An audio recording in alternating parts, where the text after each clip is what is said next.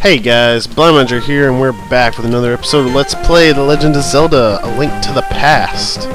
In the last episode, we completed the Dark Palace, the first level of the Dark World.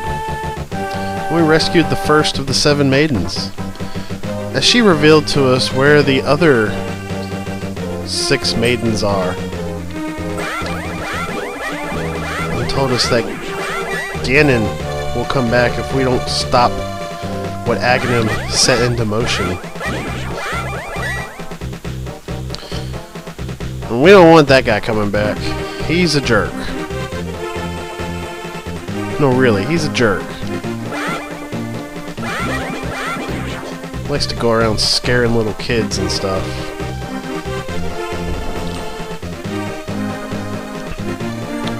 So anyway, that's a fairy cave right there. I'm kind of, going into these little caves and stuff. I mean, as much to show it off to you guys, just as much as I am just to sate my own curiosity. Because, oh man, I don't need to waste my arrows. Oh man, let's see, what are these guys called? I can't safely look it up, so I'll pause it for just a second. They are called Green Zero and Blue Zero. And I believe the blue ones are weaker, like, to your attacks, but take more damage. And then the green ones have a weaker attack to you, but they so they deal less damage and take more damage. That's what I'm trying to get at there. Yeah, that was all I wanted, was that heart piece. How many does that leave us? 3. I think this episode I'm going to go around and try to get some heart pieces and stuff before I continue on. Now that guy right there, he's got a weird Japanese sounding name. He's a Blue Tarosu. And that's why it's so hard for me to remember a lot of the names of enemies in this game. A lot of them are Japanese sounding. I mean, okay, I get Moblin, that's kind of a standard within The Legend of Zelda. I mean, then you got like Torosu. I mean, what am I supposed to say about that?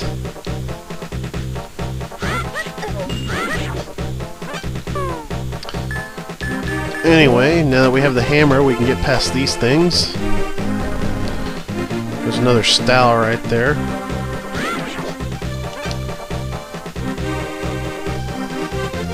What does this say? This way, bomb shop.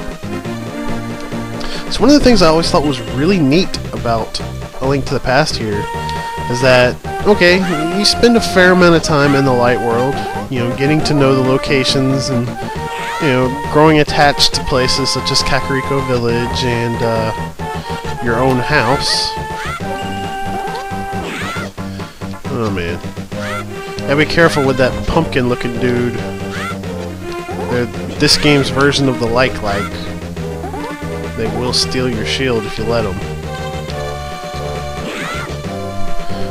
Let's see, those 2 enemies are called... As soon as I find it. Picket is the thing that'll steal your shield. And the octopus looking thing is called a Slarok.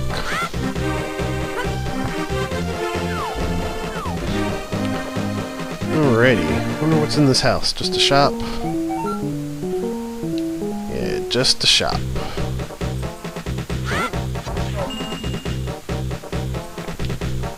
So, I mean, you have an attachment to these places that you've seen in the light world. And, part of the fun of this game is just seeing what their Dark World equivalents are. Such as our own home.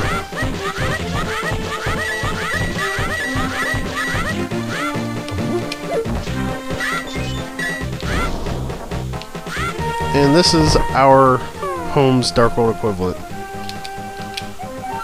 It's a bomb shop. It actually does play some importance later on, but not right now. Whenever you see a tree with eyes, you can actually talk to it. Wow, I haven't seen a normal person in a few hundred years. Let me talk to you for a while. I heard that using bombs is the best way to defeat the one-eyed giants. That's all I know. Some of them will throw a bomb at you, though, when you try to talk to them. So that's something to keep in mind. Quit bothering me, and watch where you're going when you dash around. Like that one. He's gonna throw a bomb at you. 'Cause he's a grumpy old tree. Grumpy old grumper tree.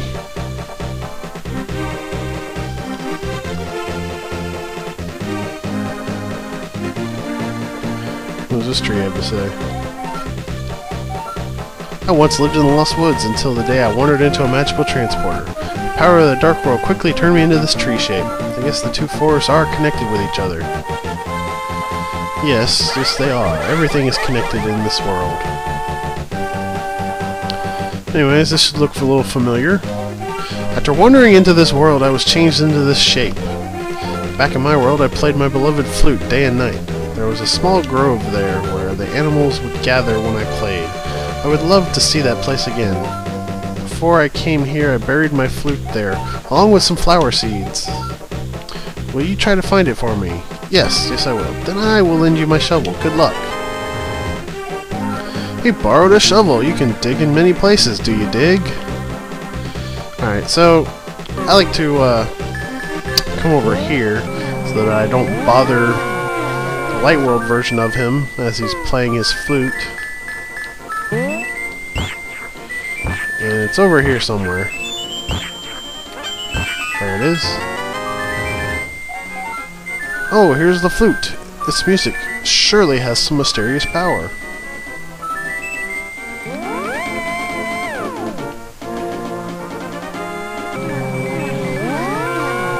Now, in this version, you get to keep the shovel and the flute, but in the Super Nintendo version, the flute will actually replace the shovel. Thank you, Joshua, but it looks like I can't play my flute anymore. Please take it. If by chance you go to the village I lived in, please give it to a tired old man you will find there. Well, my mind is getting hazy. Please let me hear the sound of the flute one last time. I guess he's turning into a tree or something.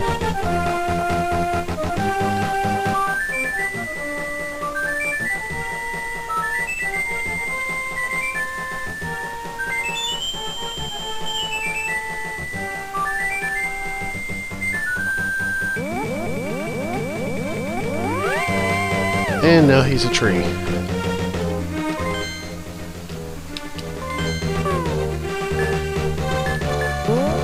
And we still have the shovel. Another difference between the GBA version and the Super Nintendo version is you can't dig up and down in the Super Nintendo version, only left and right.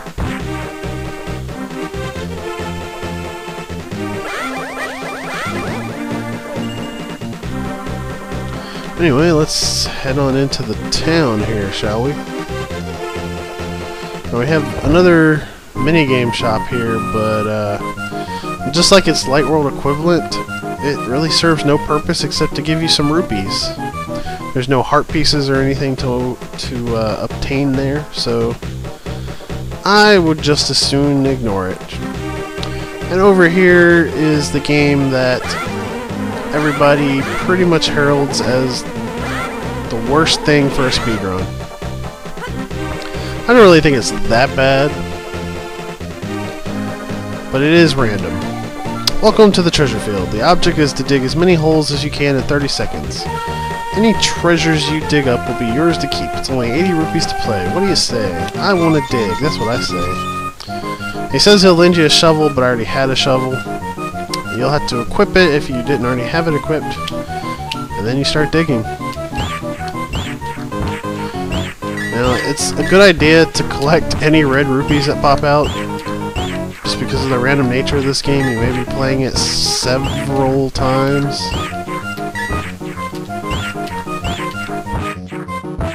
Well, that was lucky. Not as lucky as I need to be, though.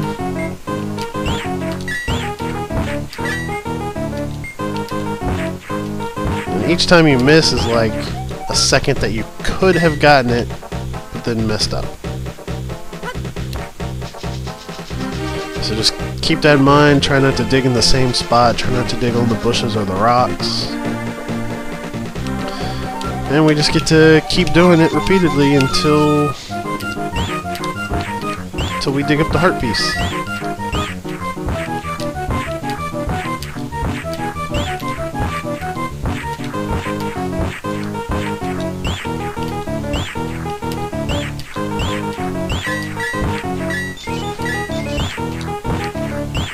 There it is. Only took me 2 tries. It usually never takes me more than 3 tries to get it, so... I mean, I don't know why everybody dreads this game as much as they do. But there we go. There is that heart piece.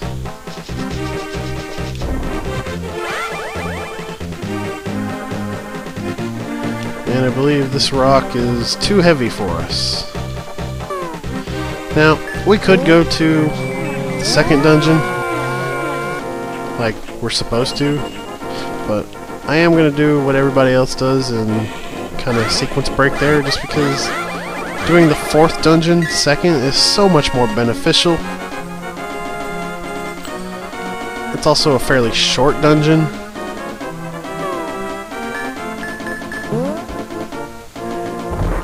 And I mean, it just unlocks so much for you. Mumble, mumble. Oh! This flute. This is my son's flute. Have you seen my son? Where is he? Is he alright? Oh, you don't need to say. I understand just from the look in your eyes. Could you keep that flute? Then you can play it for the birds in town in my son's stead. Please do this for me. It would make my son so happy. I just wish I could have seen him one more time. Alright, so... he wants us to go to the center of town here and play for the Boyds.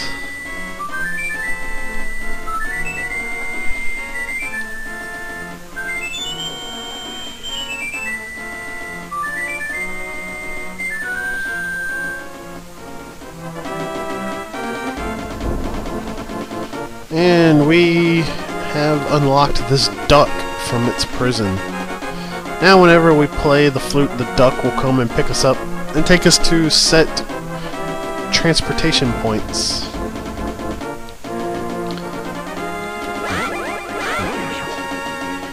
Now if we approach that stone from the other side, well, we can actually sequence break. Not really so much a sequence break as, I mean, we're not pulling off any glitches to do this. I suppose it's more of a oversight or whatever on the developer's part. Or maybe they wanted it to be possible to do this. I mean, certainly the first Zelda game was like this. And there's a transporter right there. Bone Cuckoo there. They act just like normal Cuckoos. And there's a Poe there. Man, freaking bees. Quit bothering me! Grumpy old tree. And here we are in the village of Outcasts. This is actually really creepy. At least I think it is. But yeah, there's really no houses to go into, per se. Village of Outcasts. People without rupees are not welcome here.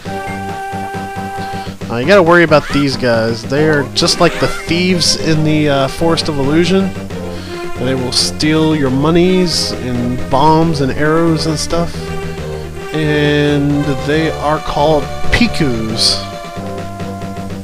Best to just avoid them altogether. Oh, there actually was a house to go into. With 300 rupees. Oh man, I need to spend some of these rupees. Preferably not by running into a thief.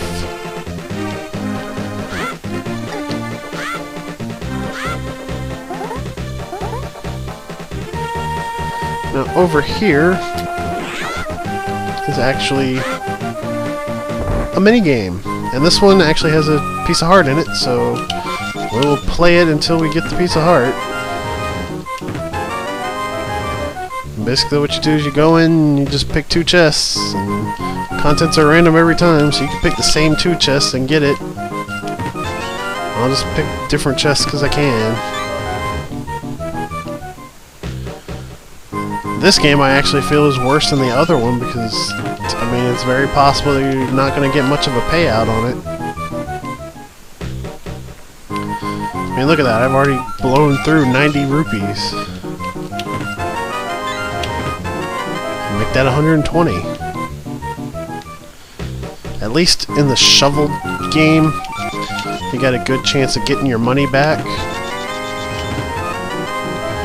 I mean, I got 50 rupees there, that was nice, but I mean, I think that's like one of 2 chests that have a decent amount of rupees in them.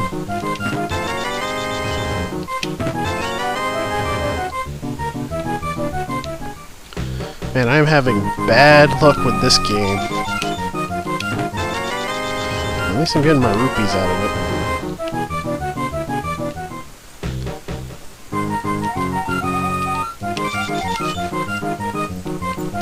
There's the heart piece. And there's 100 rupees. Nice. So I pretty much ended up coming out of this with about what I had. Maybe a little bit more. No, that's out of the way. There's another one of those Pikus. Stay away from them. They steal things.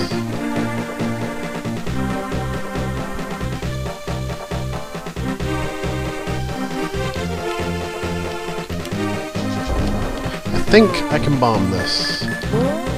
I've never really actually explored much of this village of outcasts. I think I'm gonna wait on that. In fact,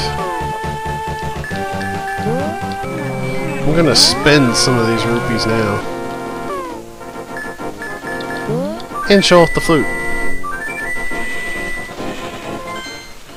If we go down to 8,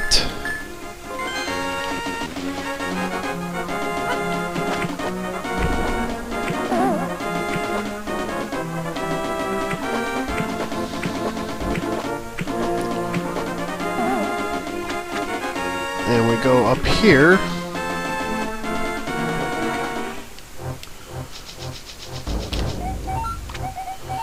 we'll throw some rupees in. We'll throw 20 in. Happiness increased by 20. In total, your happiness is 20. You became happier by 1 step. For your reference today, you will have good luck. Well, let's throw some more in.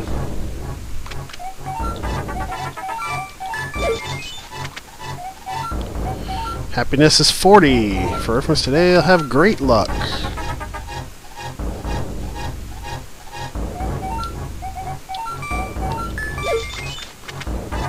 Happiness is 60. Today I'll have big trouble.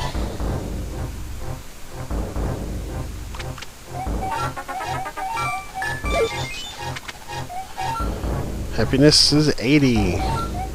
Today I'll have big trouble again.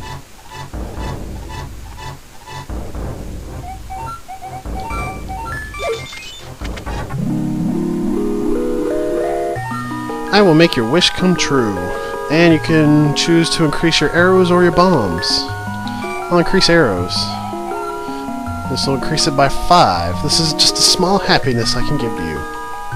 So now that she's appeared, we can choose to throw 50 at a time instead of 5 or 20. It'll be 25 or 50. So we'll just throw 50 to expedite the process. And you can increase your bombs and arrows up to a maximum of 50 bombs and 70 arrows. And you can increase them by 5 for every 100 rupees.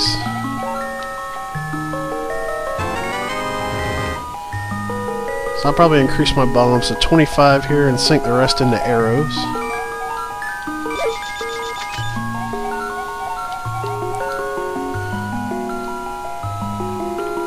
then I'll go back and open that chest.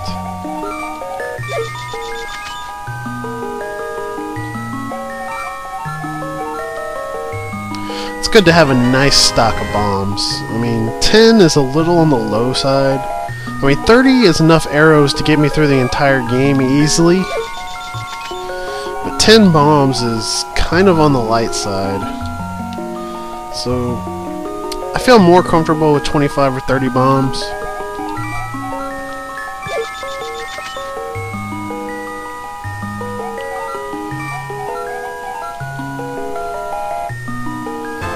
But as you might guess, it takes quite a bit of money to get 100% just because of this.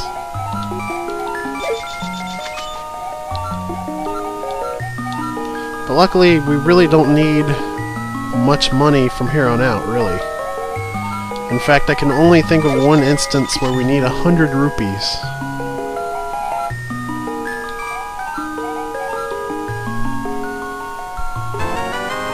So there's really no reason not to just dump your load on this. Unless you're like going through potions like crazy, but I mean, for the time being, fairies are still getting the job done for me.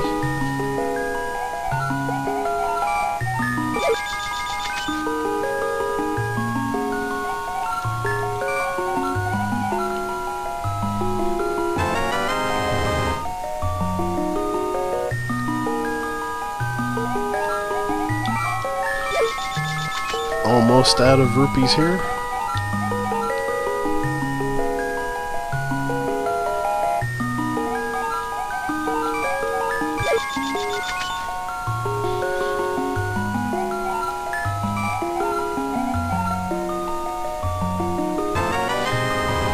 I could actually go get 2 more rupees and then be able to do this again.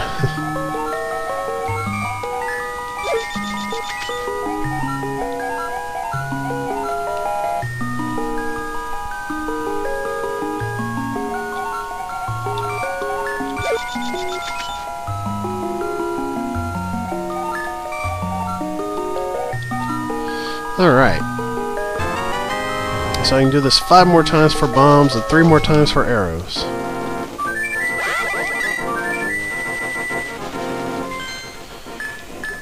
Alright, back to the village of Outcasts with us.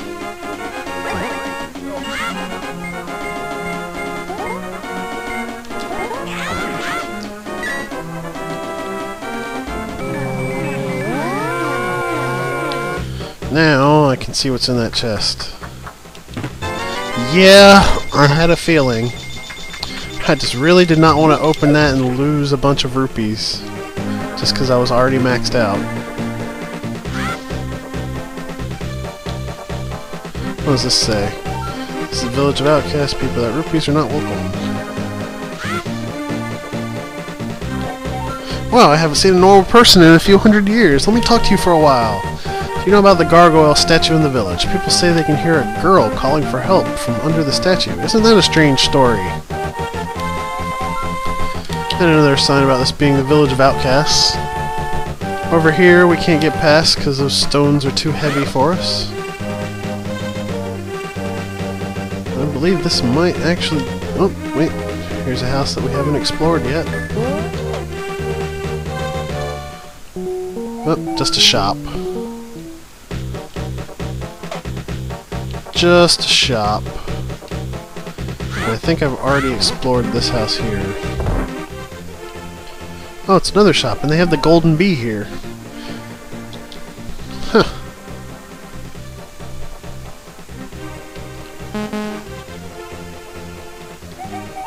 Huh. He won't just give it away, though. The golden bee is, a bee that won't attack you, but it will go around and attack enemies around you. Alright, now I like to stand over to the left so that I don't roll back as far, because if you're standing like right here, when you pull on that, you're going to go all the way back until you hit the wall back there. But anyways, we will end this episode of Let's Play The Legend of Zelda: A Link to the Past off right here. I am Blaumagier, and I will see you guys later.